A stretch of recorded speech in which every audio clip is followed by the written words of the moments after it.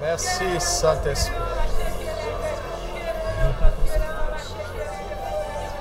Gloire à Jésus, le roi des rois, le Seigneur des seigneurs, le Tout-Puissant, le lion de la tribu de Juda, le roi de Sion. Alléluia. Le roi de Sion est notre roi, notre Seigneur, notre Rédempteur, notre Sauveur, notre Dieu. Que ta parole nous édifie ce matin et qu'elle trouve en nos cœurs des terres préparées, de bonnes terres, des terres fertiles.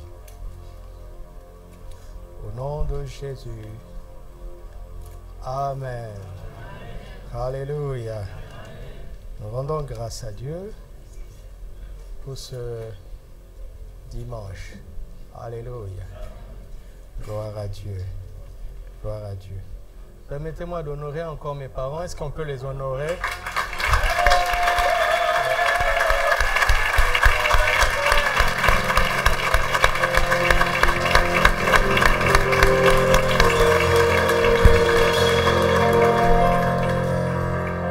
Maman est en train de me lancer un regard qu'elle me lançait quand j'étais enfant.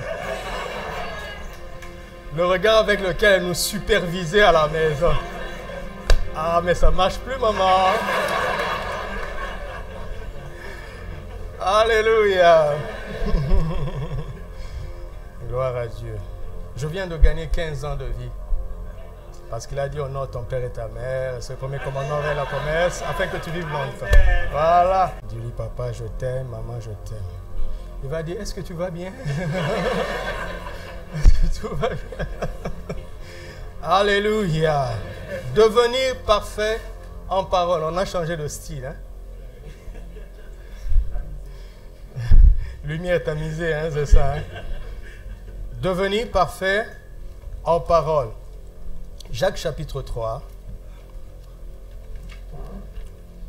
Mercredi, nous aurons une réunion spéciale de prière. On va pratiquer ce message. D'accord? Je conduirai le temps de prière moi-même. Jacques chapitre 3, donc mercredi à partir de 19h. Mes frères, qu'il n'y ait pas parmi vous un grand nombre de personnes qui se mettent à enseigner, car vous savez que nous serons jugés plus sévèrement. Nous bronchons tous de plusieurs manières. Si quelqu'un ne bronche point en parole, cet homme, c'est un homme parfait, capable de tenir tout son corps en bride.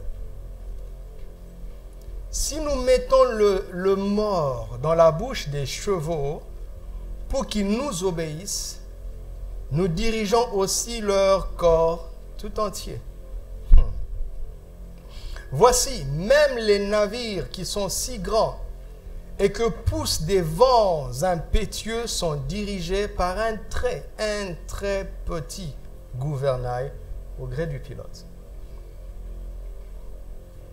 De même, la langue est un petit membre. Elle se vante de grandes choses. Voici comme un petit feu peut embraser une grande forêt. La langue aussi est quoi? Un feu. C'est le monde de l'iniquité. La langue est placée parmi nos membres, souillant tout le corps et enflammant le cours de la vie. Waouh! Étant elle-même enflammée par la gêne. Toutes les espèces de bêtes et d'oiseaux, de reptiles et d'animaux marins sont domptés et ont été domptés par la nature humaine. Mais la langue, aucun homme ne peut la dompter. C'est un mal qu'on ne peut réprimer. Elle est pleine d'un venin mortel. Par elle, nous bénissons le Seigneur, notre Père, et par elle, nous maudissons les hommes faits à l'image de Dieu. Il ne devrait pas en être ainsi. De la même bouche sortent la bénédiction et la malédiction. Il ne faut pas, mes frères, qu'il en soit ainsi. Dites avec moi, il ne faut pas qu'il en soit ainsi. Alléluia. Jacques est en train de nous instruire sur la puissance de la langue. Un petit membre dans tout le corps qui a le pouvoir de contrôler la vie et le cours de la vie d'une personne. Et elle peut même influencer son entourage, embraser son entourage. Un tout petit membre. Et la Bible dit qu'aucun homme ne peut la dompter. Gloire à Dieu, parce que Dieu n'est pas un homme. Alléluia. Alors Dieu peut dompter mon âme. Est-ce que quelqu'un peut dire ça? Dieu peut dompter mon âme. Ma langue. Dieu peut dompter ma langue. Vous avez compris? Alors il faut que tu te livres à lui. Vous savez, si tu veux que Dieu contrôle tout ton être, laisse-le contrôler ta langue. Le gouvernail de ta vie, c'est ta langue. Alléluia. C'est avec ta bouche que tu détermines quel cours ta vie va prendre. N'est-ce pas? C'est grâce à ta langue que tu t'es propulsé dans le royaume des cieux. Il dit, c'est en croyant du cœur qu'on parvient à la justice, mais c'est en confessant de la bouche qu'on parvient au salut. C'est ta langue. Et Dieu est venu te dire, tu sais, j'ai envoyé Jésus mourir pour toi. Alors, crois dans ton cœur qu'il est mort pour toi. Reconnais-le de ta bouche comme ton Seigneur. C'est tout ce qu'il te demande. Et si tu fais ça, tout change. Tu orientes le gouvernail de ta vie dans l'éternité avec Dieu. Si tu refuses, ta vie ira toute seule en enfer. Alléluia. C'est avec la langue. C'est avec la langue. Beaucoup de gens iront en enfer après avoir été dans l'église. Ils n'ont jamais confessé de leur bouche que Jésus est Seigneur.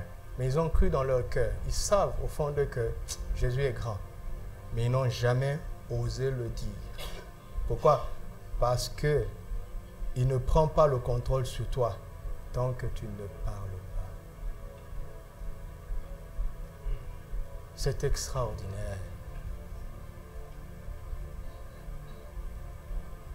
On n'est pas marié quand on s'aime. On est marié quand on se dit oui.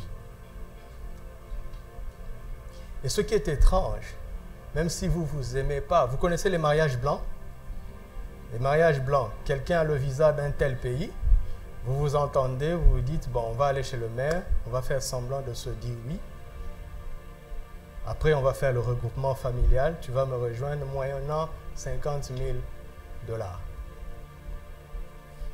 Même si vous ne vous aimez pas, si vous vous dites oui devant l'autorité, vous êtes marié. Quand vous allez vous retrouver là-bas, il faut divorcer. On ne joue pas avec ça. Et vous savez, la tricherie, ça marche dans le négatif, pas dans le positif.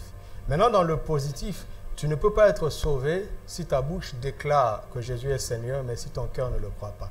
Parce que Dieu est intègre. Il n'établit pas ce qui n'est pas profond, ce qui ne vient pas du cœur. Mais attention, ne jouez pas avec ça.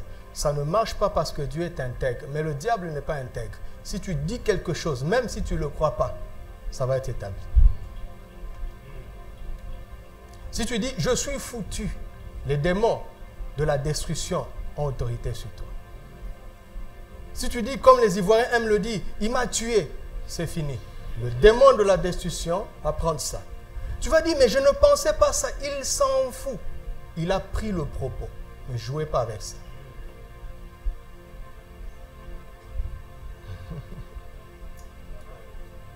Alléluia.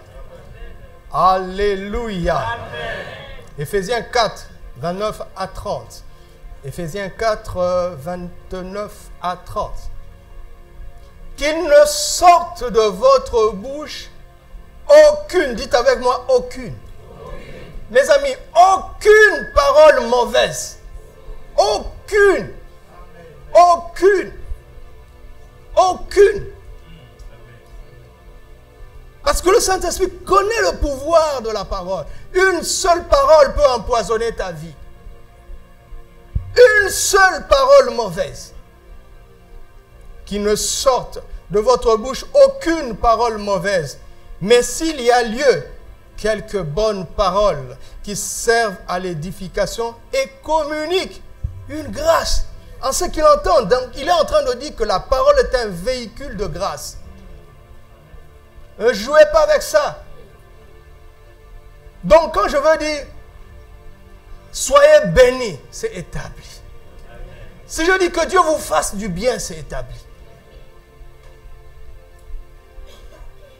Qui communique une grâce à ceux qui l'entendent.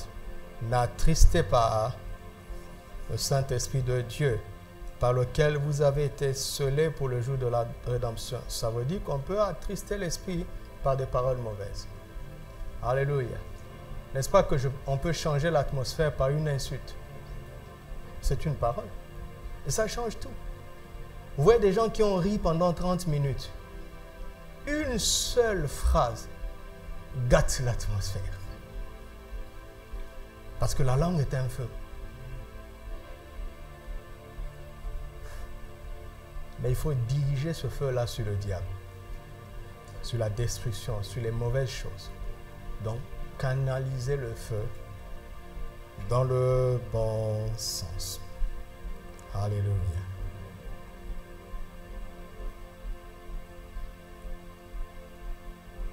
Et apprendre à bien parler. Disons, pouvoir bien parler, cela s'apprend. C'est le lot des disciples. Ceux qui permettent au Seigneur de veiller chaque matin, Ésaïe 50, verset 4, leur oreille pour qu'ils entendent comme entend le disciple. Pourquoi? Parce que pour pouvoir bien parler, il faut enregistrer les bonnes paroles. Hein?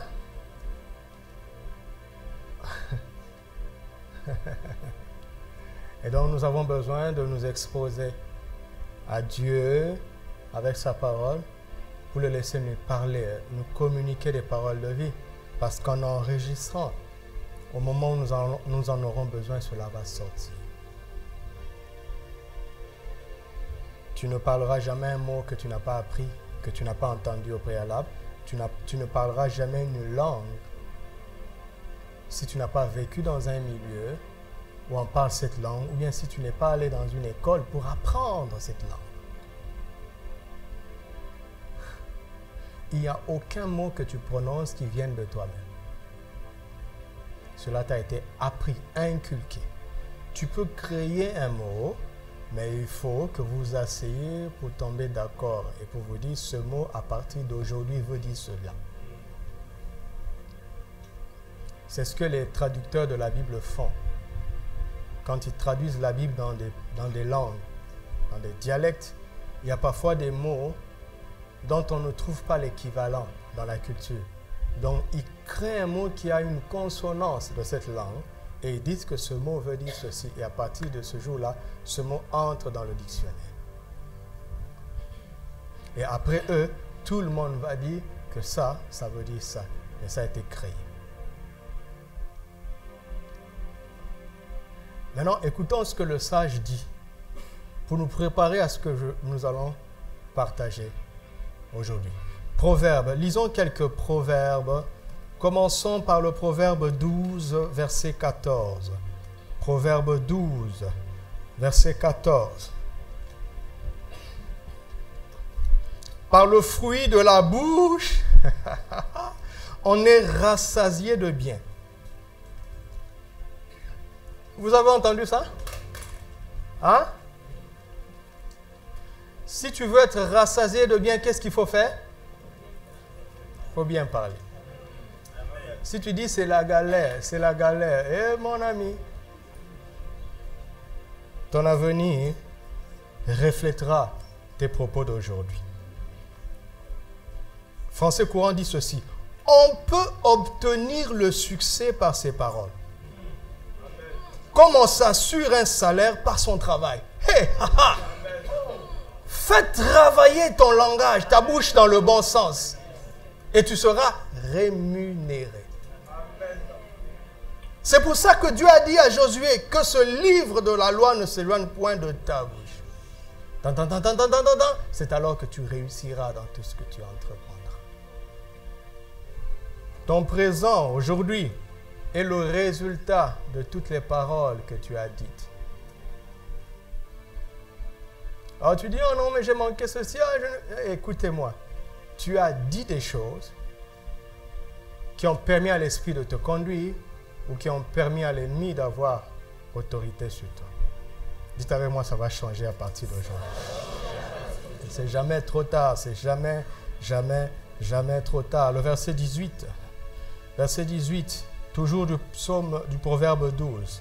Il dit, tel qui parle légèrement blesse.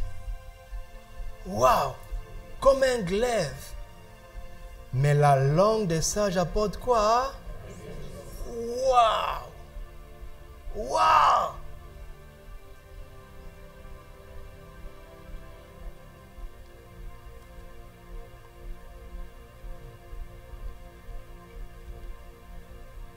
Verset 18. Nous sommes toujours dans le proverbe 12. Verset 18. C'est ce qu'on a lu? Verset 25. L'inquiétude dans le cœur de l'homme, là-bas. Mais quoi? Le réjouit. Écoutez-moi, on n'a pas dit forcément une bonne parole venant de quelqu'un d'autre.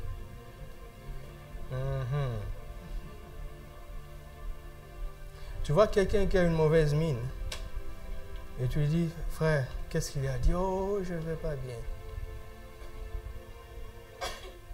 Et quand tu lui fais un compliment, il va mieux. Mais ce qui ne sait pas, il n'allait pas bien parce qu'il disait qu'il ne va pas bien. Il aurait pu dire aussi que ça va et ça irait mieux. Pourquoi la parole d'un autre aura un effet et pourquoi ta propre n'aura pas un bon effet?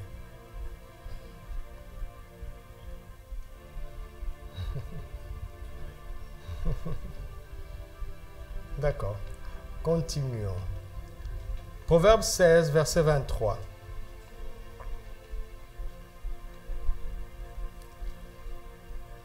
Oh, verset 23. Celui qui est sage de cœur manifeste la sagesse comment? Waouh! Waouh! Et l'accroissement de son savoir paraît sur ses lèvres. Vous savez ce qu'il est en train de dire? Tu peux être sage dans ton cœur, mais quand ta sagesse augmente, l'excédent sort de ta bouche. Verset 24. Les paroles agréables sont un rayon de miel, douce pour l'âme et salutaire pour le corps. Waouh, tu es toi-même une pharmacie et une médecine. Tu peux te guérir de maladies psychosomatiques et d'autres maladies qu'on appelle comment? Somatiques. Merci, docteur.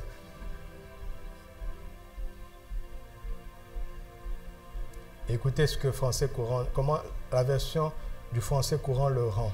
L'homme à l'esprit sage réfléchit avant de parler et rend ainsi ses paroles plus convaincantes. Des paroles aimables sont pareilles au miel, qui est agréable au goût et bon pour la santé.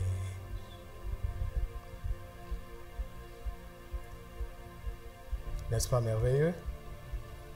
Non? Proverbe 18, verset 14. Vous voyez, je suis déjà en train d'exercer le ministère de guérison.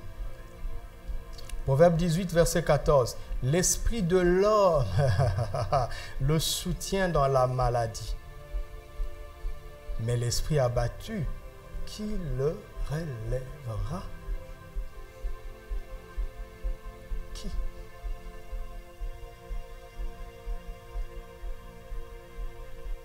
Verset 21. Le fameux. La vie et la mort sont quoi? Pouvoir de la langue. On ne peut pas tuer quelqu'un qui parle bien. Vous m'entendez? Rien ne peut le vaincre. Absolument, absolument rien. Proverbe 25, verset 11. Comme des pommes d'or sur des ciselures d'argent, ainsi est une parole dite à propos. Une parole dite à propos. Français courant dit ceci.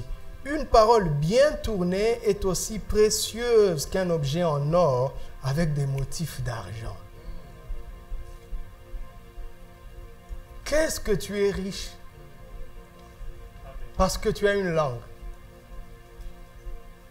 Semeur dit, des paroles justes, dites au bon moment, sont comme des abricots d'or avec des ciselures d'argent.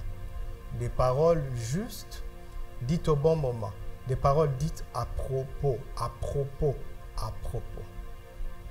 Et nous sommes maintenant dans notre propos. Pour devenir parfait, il ne faut plus broncher en parole. Broncher, ne plus broncher en parole veut dire parler à propos et ne plus parler hors de propos. Car un homme parfait ne parle jamais hors de propos. Il parle toujours à propos. Vous savez, nous sommes en Sion, n'est-ce pas? N'est-ce pas? Il n'est plus même question qu'il y ait de mauvaises paroles au milieu de nous. Ce n'est même pas mon sujet. Alléluia. C'est même pas mon sujet. C'est-à-dire que ça ne traverse même pas ma pensée pendant que j'enseigne aujourd'hui. C'est pas normal que tu insultes parfois. C'est pas normal que tu maudisses parfois. Le chrétien ne maudit jamais. Les Moïsiens peuvent maudire, pas les chrétiens. Parce que les disciples de Moïse bénissent ceux qui les bénissent et ils maudissent ceux qui les maudissent. Mais Jésus a dit, bénissez ceux qui vous maudissent. Un chrétien ne maudit jamais. Et je dis bien jamais. Un chrétien n'envoie pas du feu aux sorciers. Un chrétien ne rend pas le mal pour le mal. Un chrétien ne conjugue pas œil pour œil, dent pour dent. Un Moïsien, oui, pas un chrétien. Donc, nous sommes chrétiens. Est-ce que nous sommes entre chrétiens? Voilà, donc nous ne sommes même pas dans les paroles négatives. D'accord? Mon sujet aujourd'hui n'a rien à voir avec les paroles négatives. Ça, c'est l'école maternelle. Nous sommes à la fac. Alléluia. Nous sommes à la fac, je vous préviens. Nous sommes à la fac. Mais il est plutôt question de savoir dire des paroles justes et au bon moment, de la meilleure manière. Alléluia. Parce que on peut dire des paroles justes, mais au mauvais moment et de la mauvaise manière. Vous comprenez? Celui qui est parfait en parole arrive à placer le mot juste au bon moment et de la bonne manière. Alléluia. Alléluia. Qui croit que Jésus est la parole de Dieu? Jésus est la parole de Dieu. Mais Jésus n'est pas venu n'importe quand. Galates 4:4 dit, lorsque les temps furent accomplis, Dieu a envoyé son Fils, né de la chair. On parle de l'incarnation de la parole. Jésus, c'est la parole de Dieu venue au bon moment, au bon endroit, chez les bonnes personnes. Et il a passé son temps à scruter le bon moment. Il n'y avait aucune injustice en lui. Mais dire une parole juste, pas au bon moment, ne produit rien. Ou pas grand-chose. C'est pour ça qu'il était la parole de justice, mais il a attendu 30 ans. Et chaque action de sa part bénéficiait d'une précision exceptionnelle, extraordinaire. Et il a pris l'esprit avec lequel il avait vécu comme ça. Il a mis le même esprit en nous. Et il nous regarde, il dit, soyez parfaits. Comme votre Père Céleste est parfait. Je vous ai donné le bagage qu'il faut. J'ai décidé de devenir votre minimum. Celui qui croira en moi fera les œuvres que je fais et il en fera des plus grandes. Je me suis posé comme la fondation, comme le minimum, afin que vous bâtissiez dessus et que vous alliez plus loin. Que vous parliez, entre guillemets, mieux que moi. Seigneur, mieux que moi. Il dit oui, parce que vous allez dire ma parole dans les temps de la fin. Alors que l'ennemi aura lâché toutes ces ordres de l'enfer, il vous faut une précision, une qualité exceptionnelle.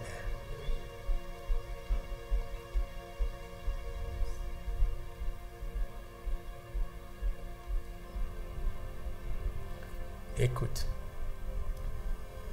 si tu aimes vraiment une fille et que tu viens lui dire, alors qu'elle est en première année médecine, que tu vas l'épouser alors que tu es sincère, est-ce que c'est bien que les frères répondent? Non. Ce qui est dans ton cœur est vraiment sincère, mais tu ne l'as pas dit au bon moment. Et ça gâche tout. Ça gâche tout. Une parole dite à propos, mes amis. Une parole dite à propos. Une parole dite à propos. Dites avec moi, je m'entraînerai à parler de moins en moins hors de propos. Et de plus en plus à propos. Alléluia. C'est établi pour ceux qui l'ont dit. Et ceux qui ne l'ont pas dit vont devoir ramer pour y arriver. Toi, tu as gagné du temps. Que celui qui a des oreilles pour entendre. Alléluia. Donc, il s'agit d'apprendre à pratiquer la parole appropriée. Notez ça. Pratiquer la parole appropriée. Pratiquer, deuxièmement, la parole prophétique.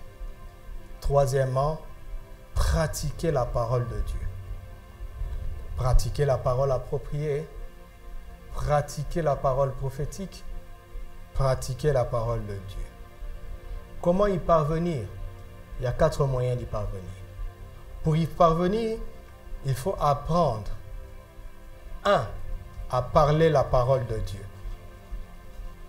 Apprendre, 1. À parler la parole de Dieu. Deuxièmement, 2. Apprendre à parler avec Dieu. Ça s'appelle la prière. D'accord? Vous voyez, je n'ai pas commencé par la prière. Parce que notre prière doit reposer sur le nom de Jésus et la volonté de Dieu révélée dans les Écritures. Alléluia. Sinon, notre prière sera hors de propos. Vous m'entendez? Donc, 1. Parler la parole de Dieu. 2. Parler avec Dieu. 3. Parler comme Dieu. 4. Parler de la part de Dieu. Parler la parole de Dieu, parler avec Dieu, parler comme Dieu, c'est finalement qu'on est qualifié pour parler de sa part. Qu'est-ce qu'il faut faire premièrement?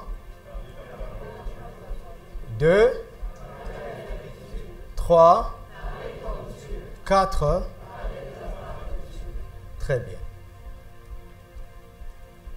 C'est ça qui va changer nos vies. Constamment. Et qui va produire dans nos vies une transformation de gloire en gloire. Sans cesse. Alléluia. Maintenant, je veux terminer cet enseignement en vous montrant comment Dieu a entraîné Adam à cela, comment il a entraîné Ésaïe, comment il a entraîné Jérémie, comment il a entraîné Ézéchiel, comment Christ a entraîné les apôtres et comment le Saint-Esprit entraîne maintenant l'Église. Et fais attention, tu risques de devenir prophète. Dans les derniers jours, je répandrai de mon esprit sur toute chair, vos fils et vos filles, prophétiser. C'est du b.a.-ba en Sion. Dans la Nouvelle Alliance, ça n'a rien d'extraordinaire. C'est tellement normal. Vous ne croyez pas, hein? C'est pour ça que vous vous faites impressionner par des soi-disant prophètes. Un vrai prophète doit avoir une mesure de en plus. Mais il ne doit pas opérer avec ce que nous avons. Tous en commun. Le ministère prophétique, c'est autre chose. C'est autre chose. Mais le don de prophétie est à la portée de tout le monde. Vous m'entendez? Et Dieu a entraîné les hommes à ne plus broncher en parole, à parler comme lui, avec lui, à parler sa parole et à parler de sa part. C'est dans la Bible. Vous voulez qu'on commence par qui? Hein? Par Adam, c'est bien. Genèse chapitre 1. Commençons par Adam. Verset 26. Alléluia. Amen. Genèse 1, 26. Ça commence par quoi? Dieu dit. Arrête-toi d'abord là-bas. Ce que Dieu dit est important, n'est-ce pas? Hein? Mais la Bible nous montre une capacité de Dieu. Dieu est un Dieu qui parle. Il n'est pas muet comme les idoles. D'accord? Dieu parle, n'est-ce pas? Et il dit, faisons l'homme à notre image selon notre ressemblance. Arrêtons-nous d'abord là. Dieu est en train de dire, nous avons créé plusieurs créatures jusque-là. Hein? Vous connaissez le contexte, n'est-ce pas? Dieu a déjà tout créé. Il reste l'homme. Il dit, maintenant, nous allons créer une espèce qui soit comme nous. D'accord? Qui soit comme nous. Et l'un des éléments clés de notre ressemblance à Dieu, c'est la capacité de parler. Citez-moi une créature sur la terre qui parle. Le perroquet?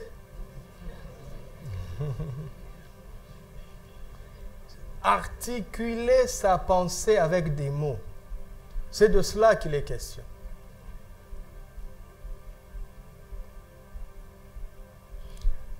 Et Dieu a créé l'homme, n'est-ce pas?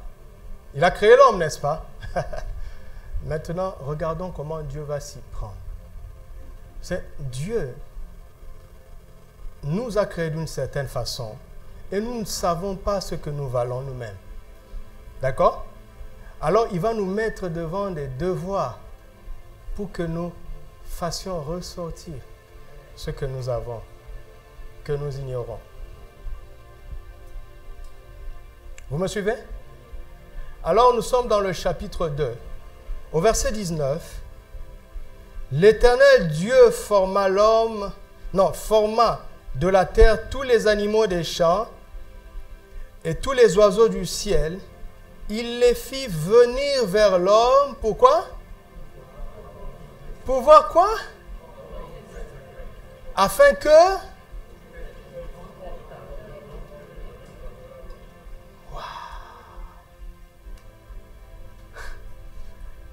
Vous connaissez la Bible, n'est-ce pas? là, jusque-là, nous avons un être merveilleux, Adam. Un être extraordinaire. Je pense qu'il était extrêmement beau, extrêmement bien fait. Tellement bien fait qu'il n'avait pas besoin de se cacher. Il n'y avait aucun défaut en lui. C'est pour ça qu'il était nu. Il n'y avait aucun sujet à avoir honte. Il était parfait. D'accord? Mais Adam est là. Et Dieu, qui allait parler en Jacques 3, est là, des siècles avant que Jacques 3 ne soit écrit.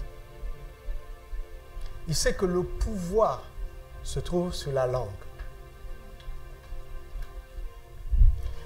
Et Adam est une créature parmi tant d'autres sur la terre. Mais Dieu a conçu Adam pour qu'il soit au-dessus de tous les animaux, de tous les poissons et de tous les arbres. Vous me suivez? Il l'avait créé pour qu'il domine sur toutes choses, n'est-ce pas? Comment est-ce que Adam va entrer dans son autorité sur la création? Dieu a le secret. Pendant que le lion fait pendant que le chien fait et que le chat fait miaule, miaule, miaule.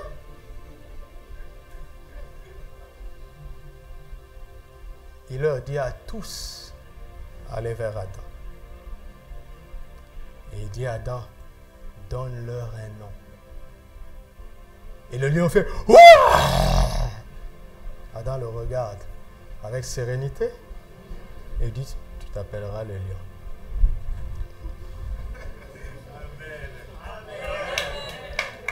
C'est ce que tu fais avec ton chien, non?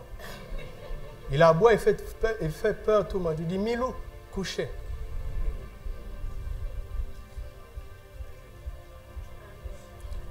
Adam a pris autorité sur toutes choses en les nommant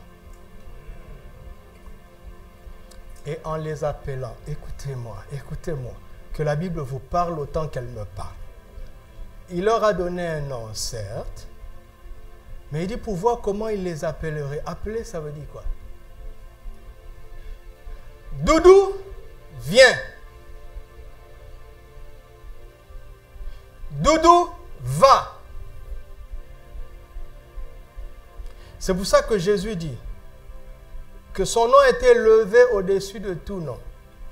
Quand tu as un problème, je vous le dis souvent, donne d'abord un nom à ce problème. D'accord? Quand tu as fini de nommer ce problème, et place le nom de ce problème en dessous du nom de Jésus. Et marche dessus. Par la foi. Vous imaginez combien d'espèces il y avait ce jour-là? Hein? Vous pouvez vous rendre compte du débit oratoire dans ce jour-là. Il devait s'exercer à parler.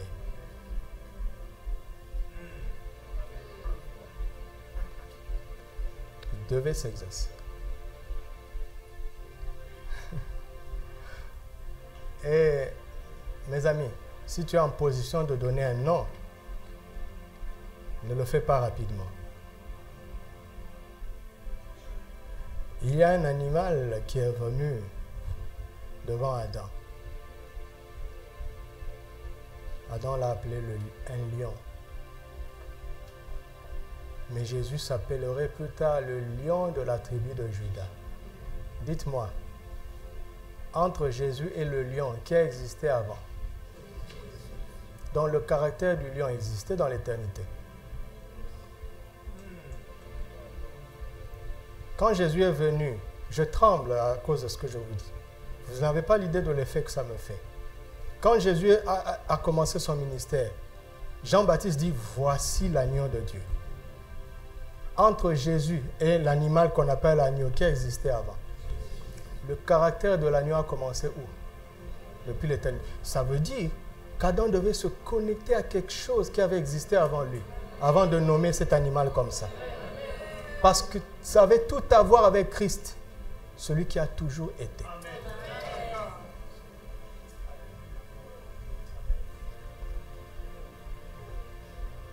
ce n'était pas une manière de parler comme ça, comme il veut. C'était une connexion avec l'éternité par la puissance du langage.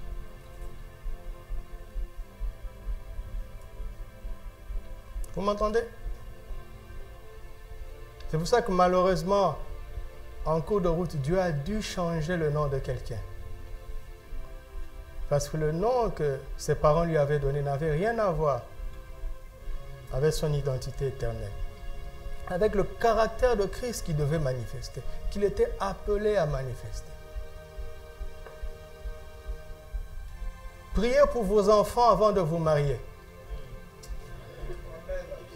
Et laissez Dieu vous dire des noms avant même de vous marier. Rihanna. Vous voyez un chrétien qui appelle son enfant Rihanna. Quelle honte. Beyoncé. Quelle honte. Tu identifies ta fille à ça? Quelle honte. Je ne suis pas en train de dire que nos enfants doivent porter des noms hébreux. Moi, je ne suis pas très partisan de ça. Ben bon, si tu appelles ton enfant Jochebed, c'est ton problème. Mais ce n'est pas grave, pourvu que tu sois sûr d'avoir capté la pensée qui cadre avec sa destinée. Vous comprenez? Ce n'est pas parce que son nom est hébreu que tu as été spirituel. Hein? Parce que Saül aussi c'est hébreu. Vous n'avez pas compris. Ah ouais. Comme notre petite nièce, un jour, sa maman attendait un garçon et elle est venue dire à sa maman, « Maman, je veux que mon petit frère s'appelle Goliath. » Ça veut dire que le moniteur a failli. N'est-ce pas? Parce que l'enfant a cru que Goliath c'est bien. Le moniteur, allez, si ça vous arrive, allez au SR Avenir. Appelez le diacre David. Dites, faites bien votre travail. Hein? Comment est-ce que l'enfant va sortir de l'école du dimanche en étant impressionné de Goliath? Ça veut dire que la leçon a échoué. Pas vrai? Pourtant, Goliath est dans la Bible. Sinon, on s'appellerait Caïn. Parce que c'est aussi dans la Bible. Non, ce n'est pas ça. Il ne s'agit pas d'ouvrir des généalogies. Tu lis un connu, taf. Caïn. Tu vas faire quoi?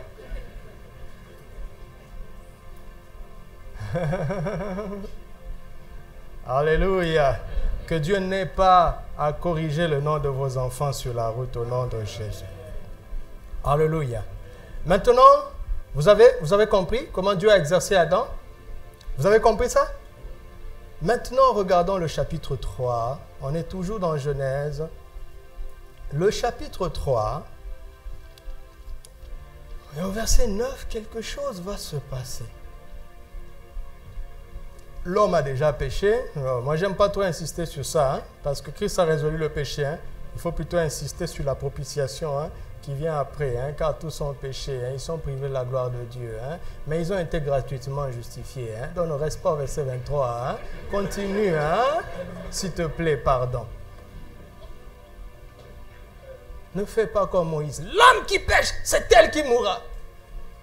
Et toi-même, tu n'entreras pas à Canaan.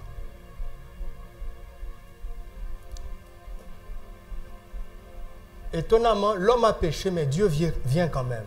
Dieu ne savait-il pas? Parce que ton péché, pour Dieu, ce n'est pas un point, c'est une virgule. Ce n'est pas la fin de l'histoire. Ce n'est pas la fin de l'histoire. Dieu n'est pas méchant, il est bon. Il est bon. Vous croyez ça? Est-ce que vous croyez ça? Mais l'Éternel, Dieu appela l'homme et lui dit, « Où es-tu? » Il répondit, regardez ce qu'il répondit. « J'ai entendu ta voix dans le jardin. » Ça veut dire qu'il n'a pas encore perdu sa capacité spirituelle. Parce que Dieu est esprit. Vous m'entendez? Il est encore capable d'entendre la voix. Aïe, aïe, aïe, aïe. Mais il a eu peur. C'est différent d'entendre sa voix et de se réjouir et d'entendre sa voix et d'avoir peur. C'est différent. C'est différent. Si quelqu'un prophétise, je vois un danger qui t'arrive et qui s'arrête là, l'esprit ne parle pas comme ça. L'esprit ne s'arrête pas là. Il voit un danger, mais il te montre comment y échapper. Et j'ai eu peur parce que je suis nu et je me suis caché. Verset 11. Et l'Éternel dit, qui t'a dit que tu es nu? Qui t'a dit que tu es nu? Qui t'a dit que tu es nu? Qui t'a dit que tu es nu? Est-ce juste? Qu'est-ce que Dieu dit? Comment as-tu fait pour obtenir ce diplôme en conscience de ta nudité?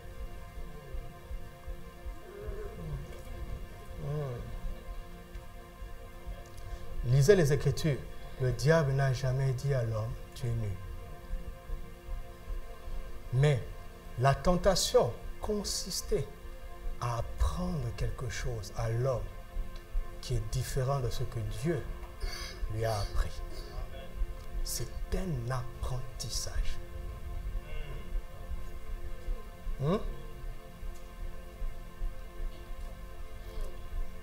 La tentation est venue arrêter la formation que Dieu avait commencée pour l'homme.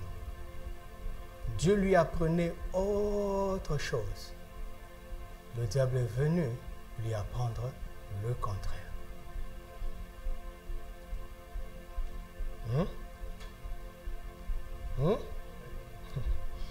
Ah Seigneur, aide-moi. Regardez. Maintenant, pasteur, tu prétends que Dieu apprenait quelque chose à Abraham. Je dis oui, à Adam. Regardez. Avant ça, lisons, ça va peut-être être plus simple. On est dans le chapitre 2. Regardez le verset 7. L'Éternel Dieu, il fait quoi? Forma l'homme de la poussière de la terre. Il insuffla dans ses narines un souffle de vie et l'homme devint un être vivant. Paul l'explique bien dans 1 Corinthiens 15, il dit il devient une âme vivante. C'est-à-dire il a une capacité intellectuelle, une capacité émotionnelle qui se développe par la formation de Dieu, de la poussière avec son esprit. Donc Dieu savait que cet homme qui vit sur la terre doit avoir un corps. D'accord? Mais il est un être spirituel. Il lui a donné un corps et il est en train d'exercer ses fonctions émotionnelles et intellectuelles pour réagir sur la terre comme Dieu lui-même. C'est pour ça que c'était un homme qui n'avait pas honte, il n'avait pas peur, parce que Dieu n'a pas l'émotion de honte, il n'a pas l'émotion de peur. Vous m'entendez? Est-ce que vous saisissez ça? Il s'agit d'exercer ses fonctions mentales à réagir sur terre comme Dieu lui-même aurait réagi s'il était face à ces choses. Parce que nous ne voyons pas Dieu paniquer en Genèse 1:1 quand il y avait le chaos sur la terre. Il n'a pas paniqué. Il n'y a pas de honte en Dieu. Il n'y a pas de peur en Dieu. Et il eut un homme qui vécut comme ça, Jésus de Nazareth, qui était capable de dormir en pleine tempête dans une barque agitée et qui était en train de se remplir d'eau. La peur ne faisait pas partie de son système. Savez-vous qu'à la croix, Jésus était tout nu? Est-ce que vous le savez? Est-ce que vous le savez? Mais la honte ne fait pas partie de lui. Tu le dénudes, ça ne change rien. Il reste valeureux avec habit ou sans habit. Il reste valeureux avec une chemise de 10 dirhams et avec une chemise de 10 000 dirhams. Sa valeur ne dépend pas de ce qui le recouvre. Sa valeur vient de ce qu'il est au-dedans de lui-même. Quelqu'un entend ça? Et je t'ai envoyé pour exercer tes fonctions intellectuelles et émotionnelles à réagir de nouveau comme Dieu.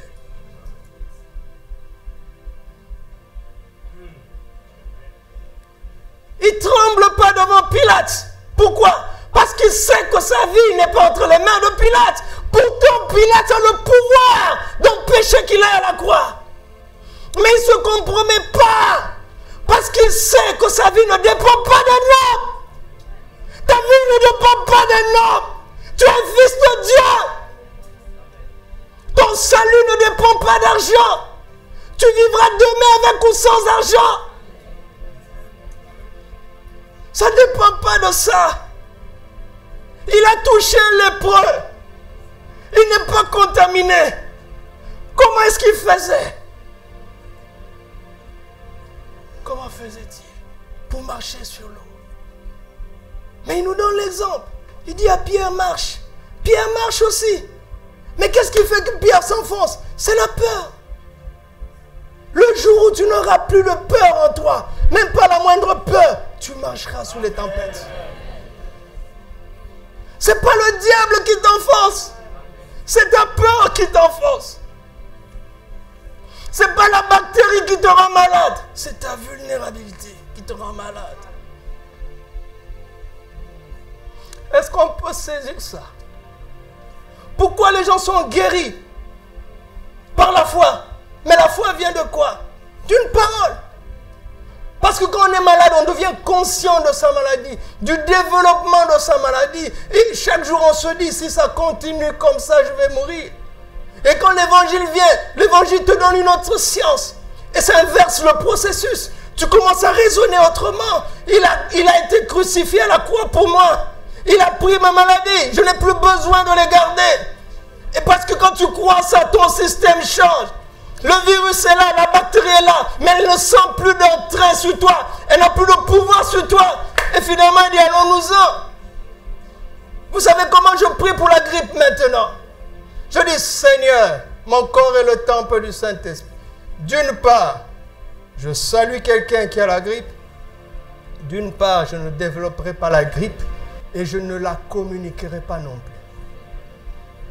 Parce que si tu serres la main de quelqu'un qui est malade, et que tu arrives à résister sans développer la maladie, mais si tu salues quelqu'un d'autre, tu transmets quand même.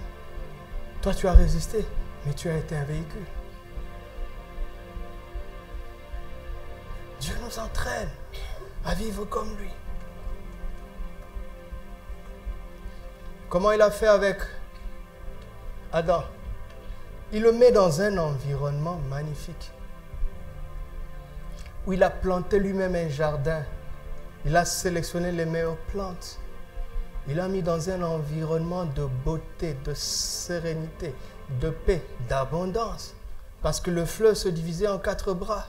Il y avait de l'or, que des pierres précieuses. C'était la conscience de l'abondance, la conscience de la beauté.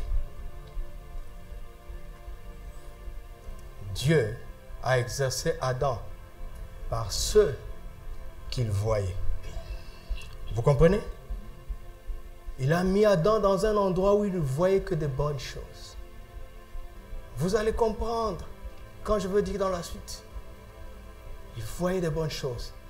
Et il a exercé Adam par ceux qu'il entendait. Il a pris un jour, il lui a dit, regarde, tu mangeras de tous les arbres. Mais de celui-là, tu ne mangeras pas. Donc il a parlé.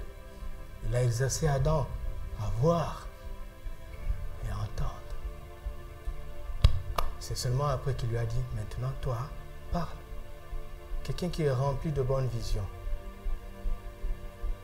et qui est rempli de la crainte de Dieu, même aussi de la générosité de Dieu. Parce que Dieu lui dit, mange de tout, sauf de ça.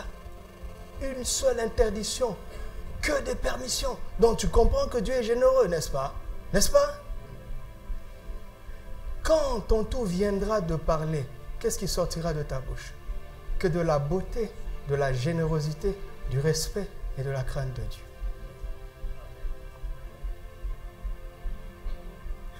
Quand je dis tout à l'heure là, que les Ivoiriens disent vraiment, il m'a tué, c'est pas ta faute. On parle comme ça là où tu as grandi. C'est pas ta faute. Quand quelqu'un vient avec la peau blanche, tu vois tes parents et tous les aînés être complexés. Tu as vu ça? à ton tour, tu seras complexé.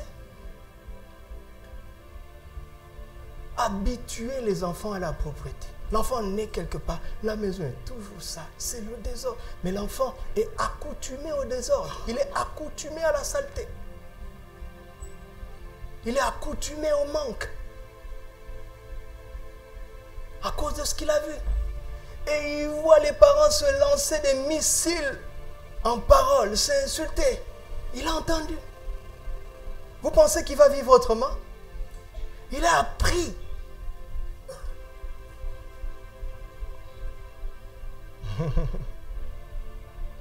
Ok, je vais accélérer. Regardez comment ça va continuer. Regardons comment Dieu a entraîné Ésaïe. Ésaïe 40. Ésaïe 40. Ésaïe 40, versets 27 à 31.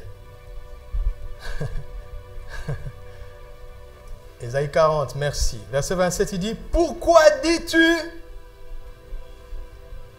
Jacob, pourquoi dis-tu Israël? Il questionne d'abord ses propos, n'est-ce pas? Pourquoi tu parles comme ça? Hein? Mais il poursuit, il dit, pourquoi dis-tu ma destinée est cachée devant l'Éternel, mon droit passe inaperçu devant Dieu? Pourquoi tu parles comme ça? Pourquoi tu parles comme ça? Et il poursuit, il dit, ne le sais-tu pas? Ne l'as-tu pas appris? Tu parles comme ça parce qu'il y a quelque chose que tu ne sais pas. Et tu ne le sais pas parce que tu ne l'as pas appris. Vous entendez? Vous l'entendez? Alors Dieu va donner une autre leçon, une autre information et une autre formation pour amener de la transformation. Amen. Et qu'est-ce qu'il va dire? C'est le Dieu d'éternité, l'Éternel qui a créé les extrémités de la terre. Tu aurais dû le savoir. Regarde-le, regarde, fixe-toi sur lui, puisque tu as été créé à son image. Lui, il ne se fatigue point, il ne se lasse point, et on ne peut sonder son intelligence. Résultat, il donne la force à celui qui est fatigué, il augmente la vigueur de celui qui tombe en défaillance. Résultat, les adolescents se fatiguent et se lassent, et les jeunes hommes chancellent, mais ceux qui se confient en l'Éternel renouvellent leur force. Ils prennent leur vol comme les ailes, ils courent et ne se lassent point, ils marchent et ne se fatiguent point. La clé ici, c'est d'apprendre à se confier à l'Éternel. Alléluia. Et à partir d'ici, regardez comment Ésaïe parle. Les plus belles promesses de la Bible sont dans la suite. Ésaïe 40 jusqu'à 66. Regardez, son langage va changer. Ce qu'il a appris. Vous lisez Ésaïe jusqu'au chapitre 6. C'est un bombardier de malheur. Il prophétise vraiment, hein? Mais il ne voit que le malheur qui est évident selon la croix. Non, selon la loi. Quand on désobéit à Dieu, voici ce qui va arriver. Vous savez qu'il y a des gens qui posent des actes sans mesurer vraiment les conséquences. Ils ne s'en rendent pas compte. Donc, on peut venir leur dire, tu sais, cet acte-là, ça produit ça. Cet acte, ça produit ça. Et c'est vrai. Mais Dieu nous a envoyé emmener beaucoup plus que ça. Pas seulement de dire aux gens ce qu'ils vont mériter à cause de leur désobéissance, mais de leur instruire le bien qu'ils ne vont pas mériter par la grâce de Dieu quand ils lui font confiance. Mais Ésaïe était incapable de voir le côté positif de la croix. Son ministère prophétique était bloqué dans la seconde partie de la loi, qui annonçait de manière prophétique ce qui va arriver quand on désobéit. Et c'est de la prophétie vraiment. Mais il n'y avait pas que ça. Quelque chose en lui l'empêchait de voir la bonté de Dieu. Tout en lui le faisait voir la sévérité de Dieu. Est-ce que vous m'entendez? Est-ce que vous m'entendez? L'Esprit ne pouvait pas l'emmener dans la grâce. Il ne pouvait pas emmener son ministère dans la grâce. Son ministère était bloqué dans la loi, qui est un aspect de la parole. Pourquoi? Ésaïe 6. Ésaïe 6. Est-ce que vous êtes encore avec moi? Je suis en train de t'entraîner au ministère prophétique de la Nouvelle Alliance par la parole de Dieu. Par la parole de Dieu. Comme je l'ai dit le mercredi, quand nous aurons notre école biblique, nous aurons des modules de la prophétie. Il y aura tout un cours sur le ministère prophétique. Comment Dieu a développé le ministère prophétique d'Ésaïe. Comment Dieu a développé le ministère prophétique de Jérémie. Comment Dieu a développé le ministère prophétique d'Ézéchiel. Comment Dieu a aidé Saül à entrer dans le prophétique. C'est dans la Bible.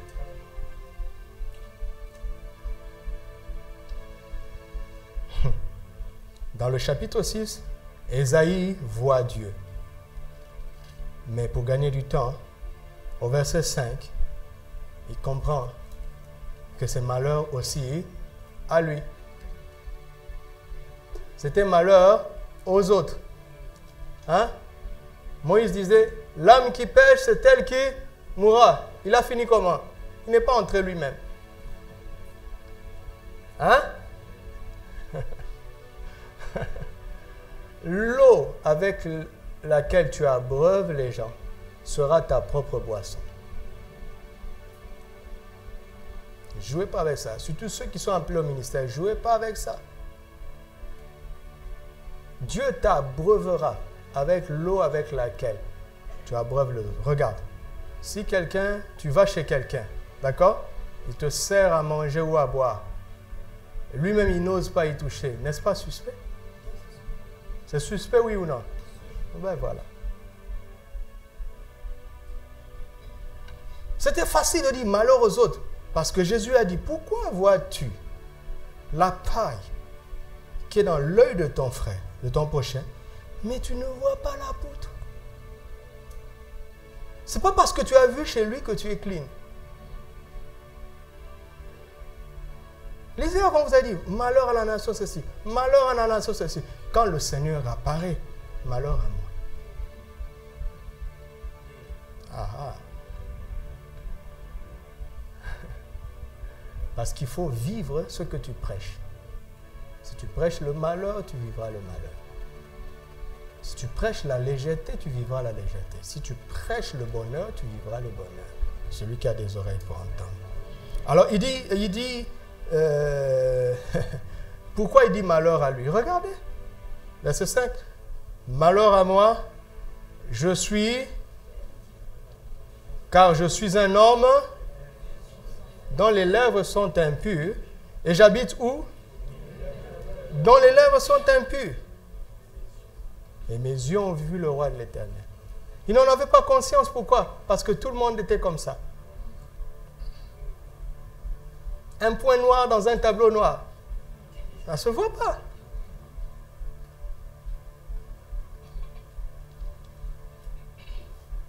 Et l'expiation ici sera une expiation de ses lèvres. Waouh!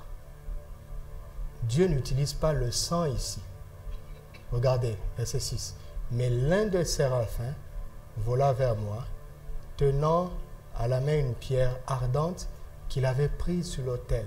Avec des pincettes, il en toucha ma bouche et dit, ceci a touché tes lèvres, et ton iniquité est enlevée, et ton péché est expié.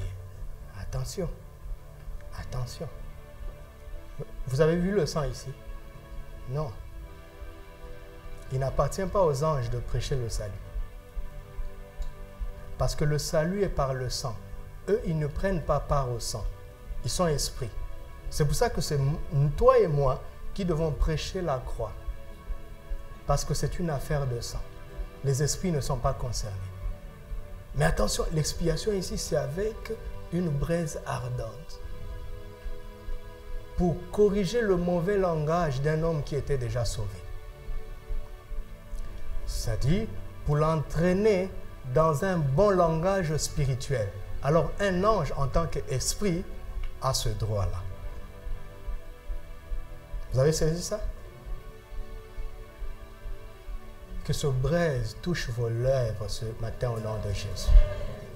Ça va tout changer. Tu sais, ton langage peut changer en 5 minutes. Parce que c'est l'apprentissage spirituel. Ça va plus vite que l'apprentissage intellectuel. Ça va plus vite. Ça va plus vite. Demeurez dans sa présence et dans l'adoration. Laissez-le embraser vos lèvres, embraser votre langue. Tu seras une autre personne du jour au lendemain. L'école de l'esprit va beaucoup plus vite. Amen. Vous saisissez ça? Comment est-ce qu'il a entraîné Jérémie? Jérémie chapitre 1. Et vous allez voir comment mercredi on va couler facilement. Parce qu'on a la parole. Mercredi on priera normalement. Et l'esprit agira naturellement. Jérémie chapitre 4. La parole de l'Éternel me fut adressée en ces mots. Écoute ce que Dieu dit. Avant que je t'eusse formé dans le ventre de ta mère, je te connaissais. Comment ça? J'existais pas. Pour Dieu, tu existais. Avant que tu fusses sorti de ton sein, je t'avais consacré. Je t'avais établi prophète de nation. Ça veut dire que c'était une mission déjà faite, n'est-ce pas? Toutes les conditions étaient réunies avant même la conception de Jérémie. Tout. Mais regarde, je répondis, ah Seigneur éternel, voici, je sais quoi?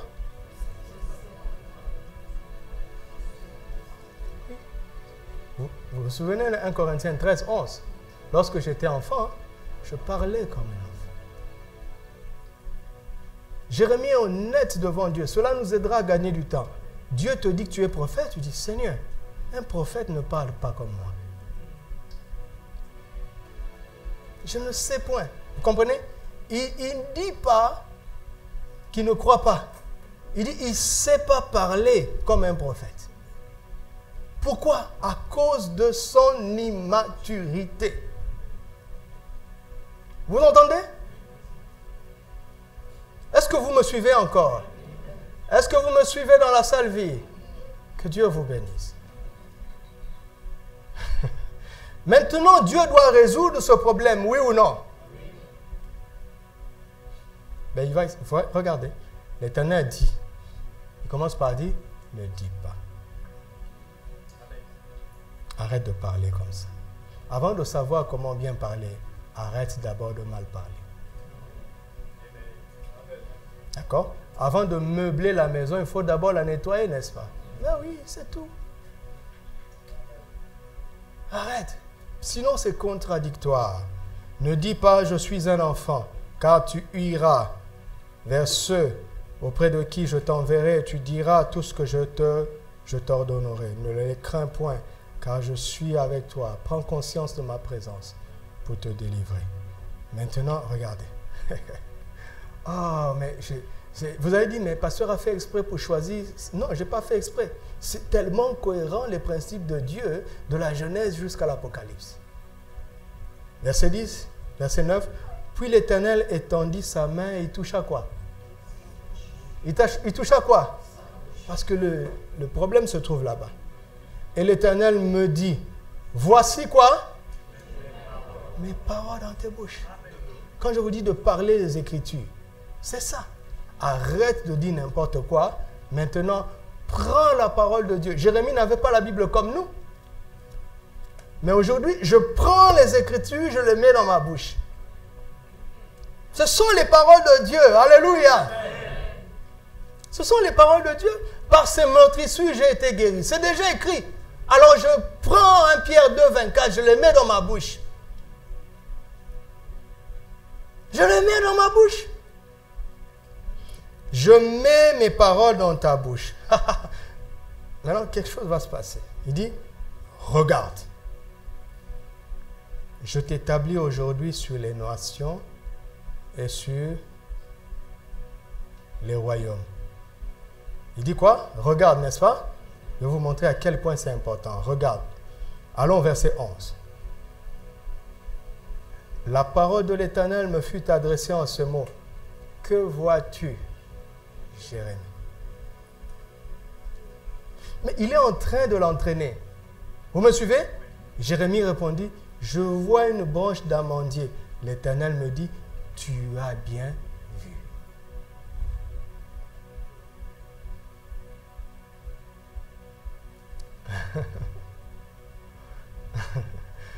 Si tu ne comprends pas très bien, tu penserais que là où Jérémie était, il n'y avait plus rien qu'une branche d'amandier.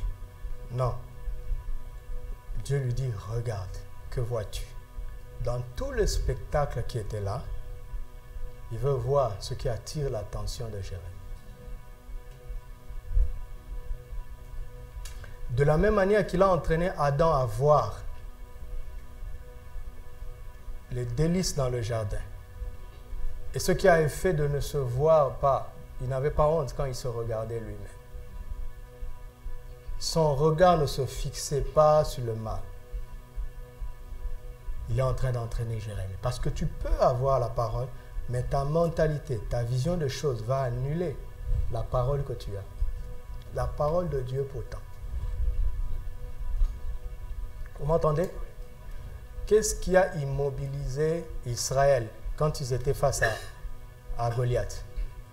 C'est le fait qu'ils le voyaient comme un invincible, alors que David le regardait comme un incirconcis. Vous m'entendez? Quand tu regardes un problème et que tu dis « je suis foutu », eh bien tu es foutu. Mais quand tu regardes un problème et que tu vois la porte que Jésus peut ouvrir, eh bien tu triomphes. Et les chrétiens meurent avec la parole de Dieu dans leur bouche. Tu as dit, toute âme forgée contre moi sera sans effet, mais il recule. Toute âme forgée contre moi sera sans effet, il recule. Et il finit par dire, aide-toi, le ciel t'aidera. Si Dieu ne corrige pas ta vision des choses, sa parole n'aura pas d'effet. Comme ils ont vu dans Nombre 13, 33, Dieu leur dit, je vous ai donné le pays. Dieu savait qu'il y avait des géants. Mais le problème, c'était quoi? Il dit, nous étions à nos propres yeux et aux leurs comme des sauterelles. Écoute, si tu te minimises, ça sera difficile qu'on te respecte. Ça sera très difficile. Ce n'est pas la faute aux autres.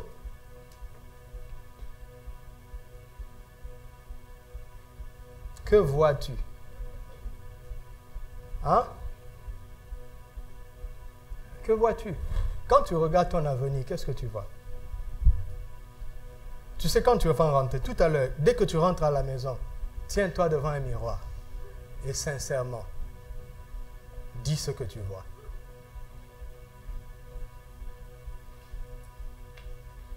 Tu vas voir, oh, j'ai 30 ans, je n'ai pas encore de travail.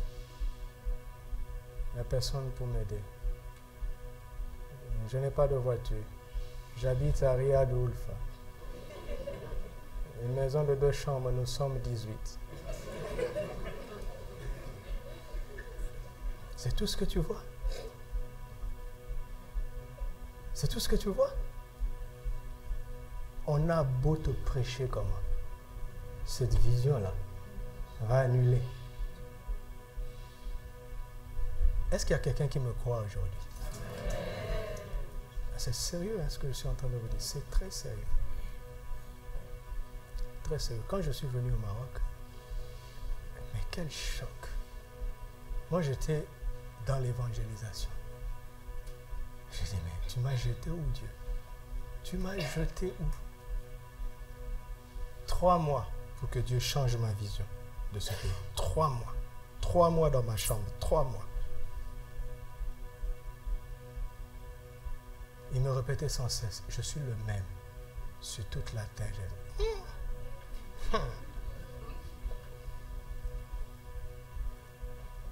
Quelques mois plus tard, un compatriote, nous sommes rencontrés dans une réunion du GBU. Et c'est là qu'on s'est rendu compte qu'on venait de la même église. On a bien sympathisé. Et il me dit, c'était des jours fériés, comme le GBU le fait parfois. Il dit, mais c'était ici à Casa, moi j'habitais à Rabat. Il dit, mais allons chez moi à Jadida, qu'est-ce que tu vas faire même à Rabat? Donc nous avons pris le bus, le grand taxi. Nous sommes allés à El Jadida. Et dimanche, eux, ils faisaient le culte dans leur salon. 4 jeunes hommes, avec moi, un vulgaire jeune homme. Pendant qu'on faisait notre culte, comme eux ils faisaient, là où j'étais assis, le Seigneur me dit, tu viendras prêcher dans cette ville. Ton premier séminaire dans le Maroc sera dans cette ville. J'ai dit, arrête-moi ces histoires, Seigneur. Arrête-moi ces histoires. Séminaire au Maroc et moi. 4 ans après, j'étais en plein séminaire. J'ai oublié cette parole depuis longtemps. 6 jours de séminaire avec ce jeune homme-là. C'est le 4e jour. Paf! Pendant que je parlais, comme une nappe, je voyais 4 ans en arrière dans le salon. Et comme les Ivoiriens, Dieu m'a dit, tu as vu.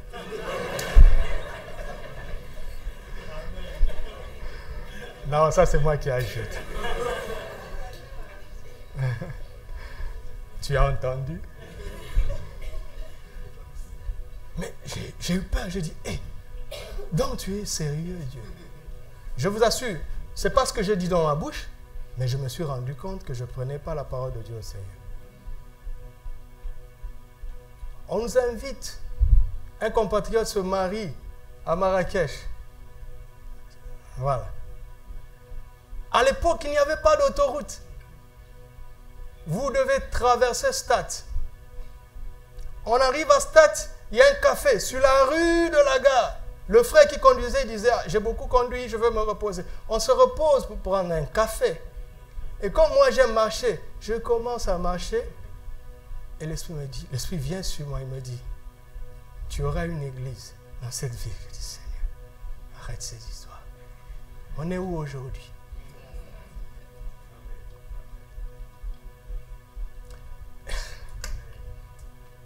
Je peux vous raconter des témoignages. Ouais, maintenant vous commencez à croire. Parce que j'ai donné des témoignages. Vous ne sentez pas la foi maintenant dans l'air? Vous auriez dû croire depuis qu'on lisait la Bible.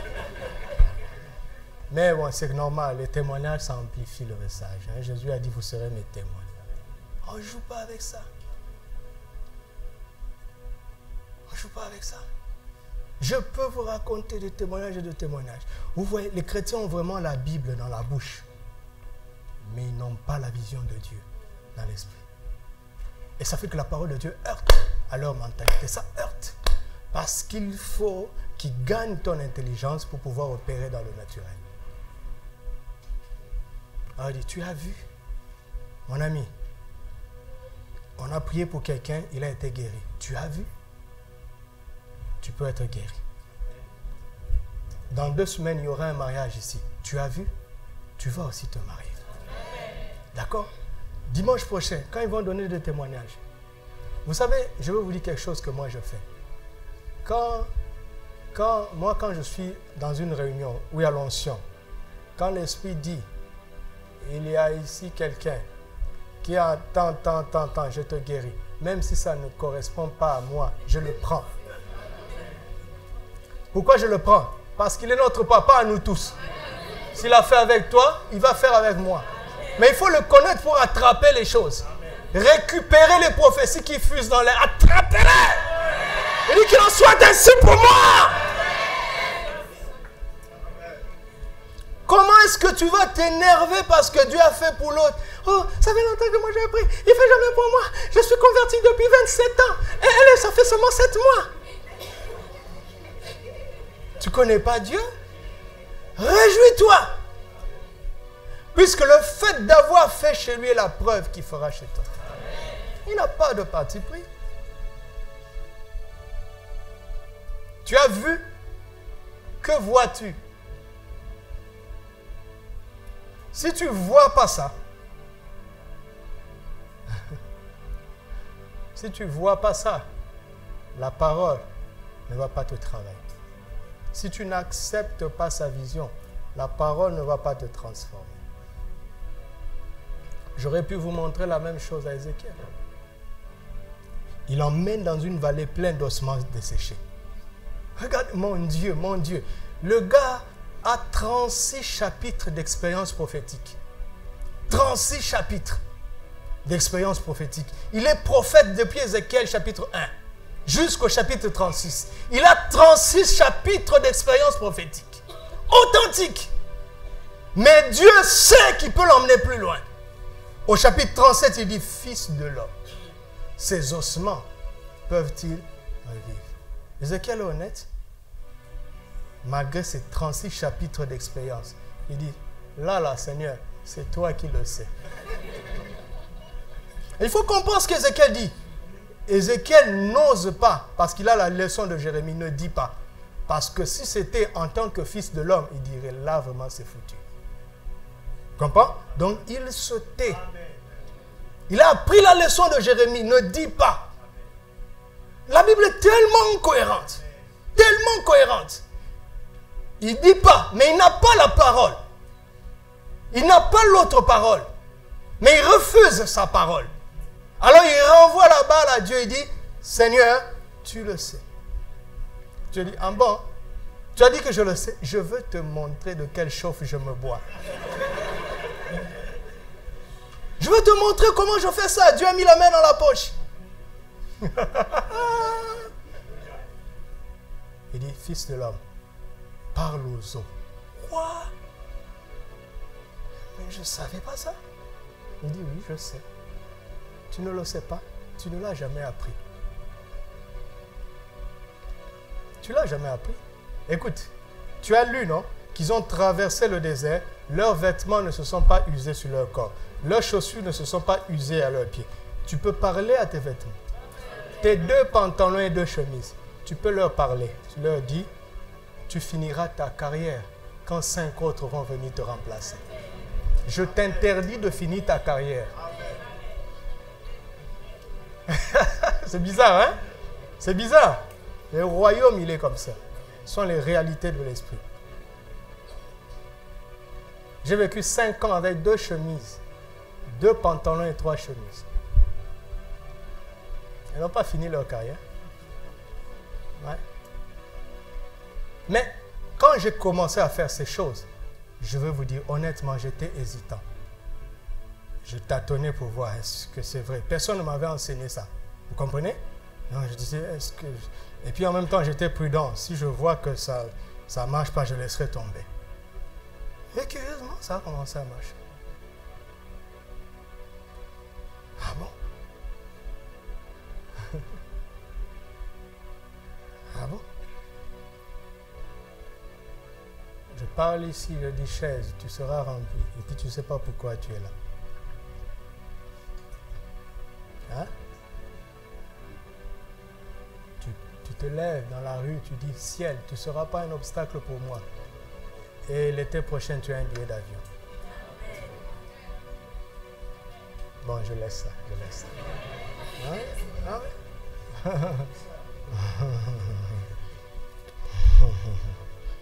Oh, là j'étais en train de passer, personne ne me regarde. Change cette parole tout de suite. Sinon, tu mets un voile. Comment veux-tu qu'on voit quelqu'un qui se voile? Hein? On dit tu es moche, tu crois aussi. Eh bien, tu deviendras moche. Est-ce que Dieu peut créer quelque chose de vilain? Regarde, lui-même, il a sanctionné, il dit, après chaque création, il dit, c'est bon. Et donc, toi, tu dis, puisque Dieu m'a créé, je suis beau. On vous fait croire que pour être belle, mes soeurs, il faut être svelte. Allez en Mauritanie.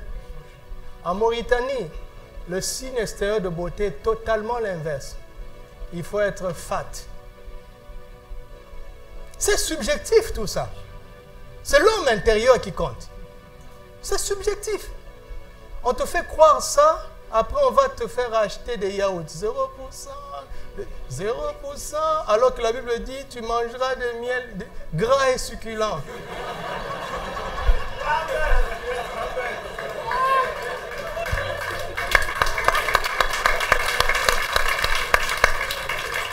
Mais sans excès.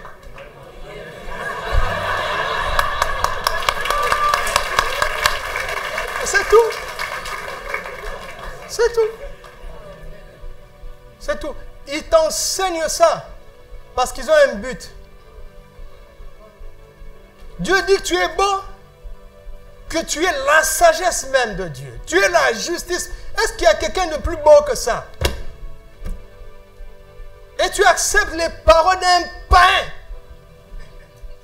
qui ira en enfer. Quelle tristesse. Quelle tristesse. Je parlais de quoi? Fils de l'homme, ces ossements peuvent-ils revivre? Ouais, vous voyez, quand je suis cohérent comme ça, vous pensez que je suis intelligent. Non, non, non, c'est l'esprit. C'est l'esprit. C'est l'esprit. Je parle par l'esprit. Ce n'est pas du rationalisme. Donc je ne peux rien oublier. J'aurai la suite dans les idées parce que Dieu ne peut pas souffrir d'amnésie. Et il est en moi.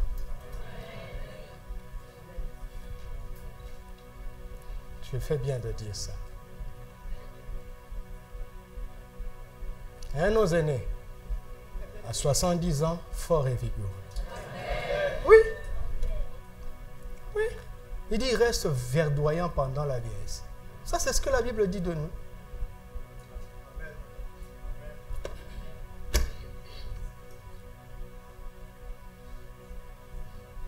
Par les ossements desséchés. Waouh! Ben, il a fait. Après, il dit, parle à l'esprit. Il a fait. Mais si vous lisez Ézéchiel, c'est extraordinaire. Quand il a fait ça, ils étaient une armée nombreuse. Mais eux-mêmes, qu'est-ce qu'ils disent d'eux? Le ciel les regarde comme une armée nombreuse.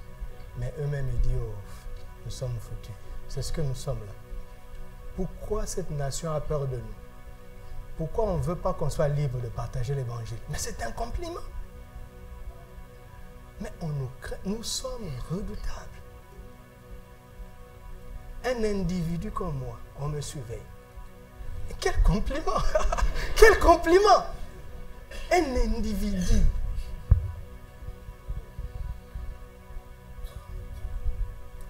Et si tu ne sais pas, tu dis, ah, je suis un pauvre petit Africain. Qui t'a dit ça? Qui t'a appris ça?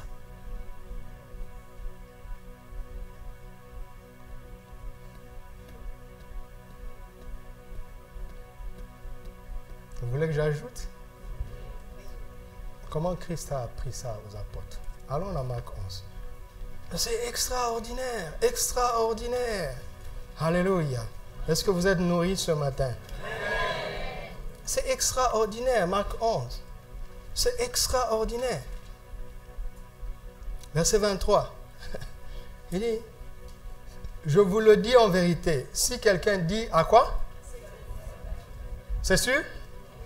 Si quelqu'un dit à cette montagne, ôte-toi de là et jette-toi dans la mer, s'il ne doute pas dans son cœur, mais croit que ce qu'il dit arrive, il le verra s'accomplir. Donc tu peux parler, donner l'impression que tu parles avec assurance. Ce qui compte, c'est l'intensité de ton cœur. Si tu doutes dans ton cœur, tu es juste un comédien qui joue un rôle auquel il ne croit pas. Il fait semblant de pleurer alors qu'il n'est pas triste. Il fait semblant de se réjouir alors qu'il n'est pas content. Tu joues juste un rôle. Il dit dans l'esprit, ce n'est pas comme ça. Ce qui compte, c'est ce que tu crois vraiment. Mais ici, il parle de parler à une montagne, n'est-ce pas? Montagne? Voilà ce qui est intéressant. Parler à une montagne. Mais de quoi il est question ici? N'est-il pas question d'un figuier? Hein? Allons-y. Remontons, remontons. Versets 12 et 14. Le lendemain, après qu'ils furent sortis de Béthanie, Jésus eut faim. Apercevant de loin un figuier qui avait des feuilles, il alla voir s'il y trouverait quelque chose. Et son étant approché, il ne trouva que des feuilles, car ce n'était pas la saison, ce n'était pas la saison.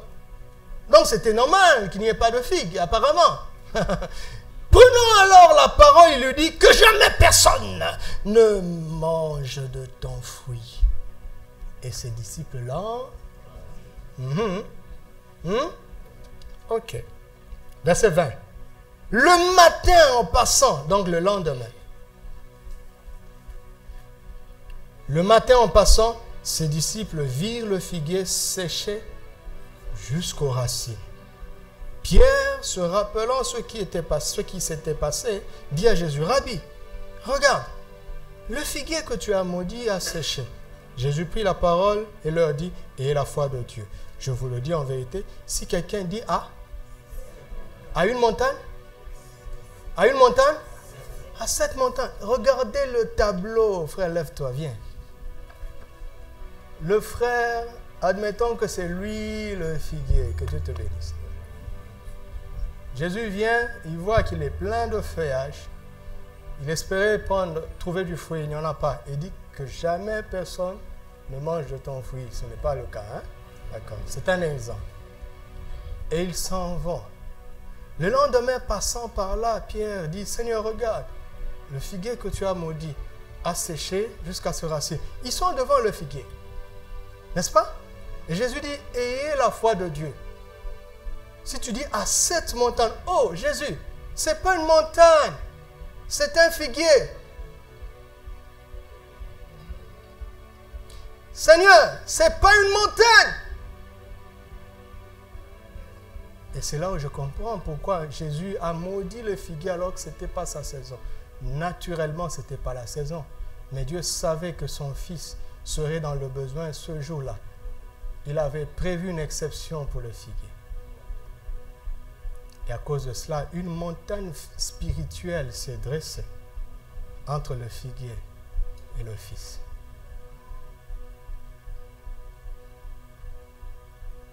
Jésus a maudit, a déplacé la montagne qui a empêché au figuier de jouer son rôle pour le Fils de Dieu. Le figuier était infructueux par rapport au temps de Dieu, parce qu'il y avait une montagne. Une montagne invisible.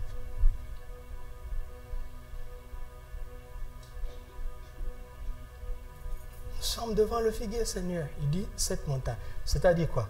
Il faut d'abord discerner la montagne.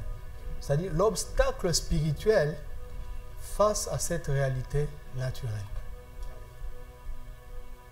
L'obstacle spirituel. Oui, c'est l'école.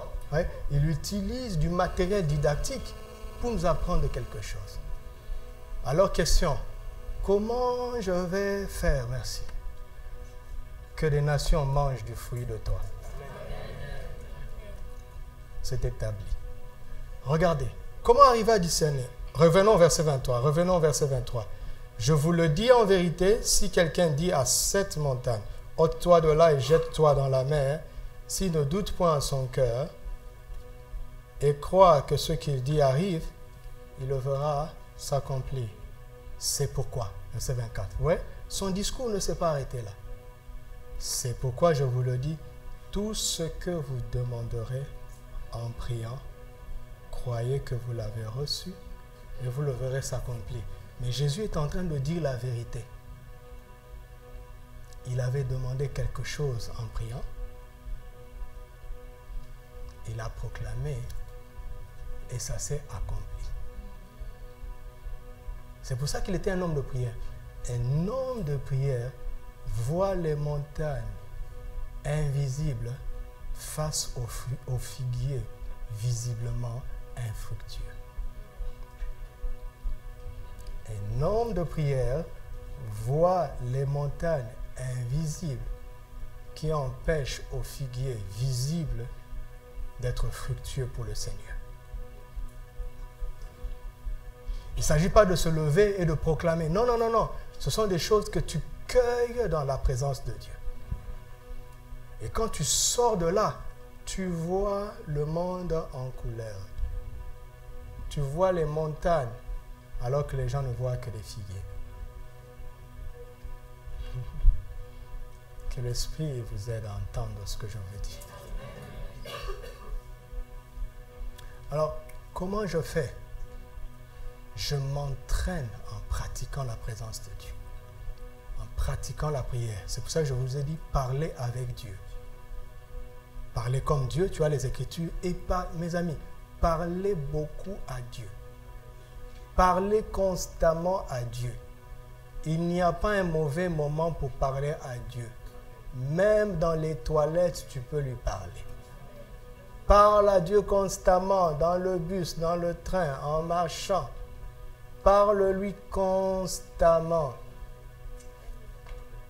Parle sa parole constamment. Parle-lui constamment. Et tu seras surpris. Tu te surprendras toi-même à devenir capable de parler comme lui.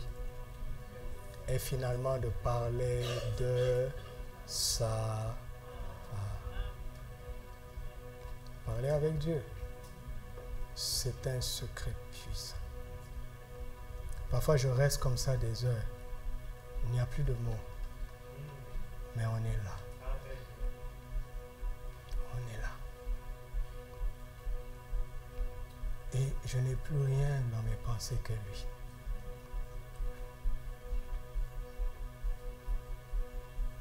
Et quand je sors de là, mon cœur est rempli de paroles. Comment j'ai fait? Je ne sais pas. Mais il a déteint sur moi. Il a eu de l'influence sur moi.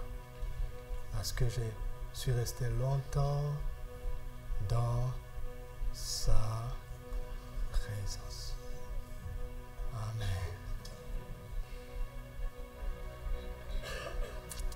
Amen.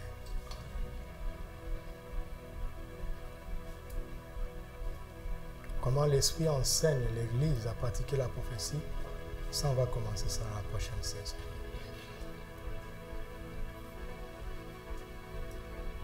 Mais que le Seigneur lui-même amplifie